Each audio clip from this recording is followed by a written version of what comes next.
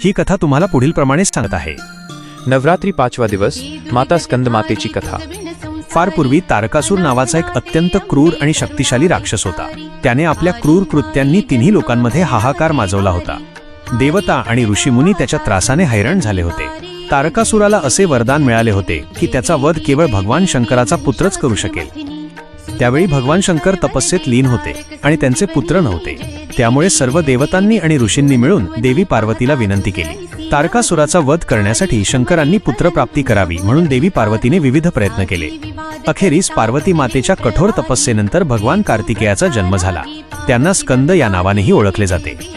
भगवान कार्तिकेयांना युद्धकलेत निपुण बनवण्यासाठी माता पार्वतीनेच त्यांना प्रशिक्षण दिले। आपल्या पुत्राला युद्धात विजय मिळवून देण्यासाठी, त्याचे सेनापती म्हणून मार्गदर्शन करण्यासाठी पार्वती मातेने दुर्गा देवीचे स्कंदमाता हे रूप धारण केले। स्कंदमाता म्हणजे स्कंदाची माता। या रूपात देवी सिंहारूढ असते आणि त्यांच्या मांडीवर बाळ स्कंद कार्तिकेय बालरूपात विराजमान असतो। देवीच्या 4 भुजा आहेत, 2 हातांमध्ये कमळाची फुले आहेत आणि एका हाताने त्यांनी स्कंदाला धरले आहे, तर चौथा हात अभय मुद्रेत आहे। माता स्कंदमातेने आपल्या पुत्राला योग्य शिक्षण आणि मार्गदर्शन देऊन त्याला युद्धात उतरवले।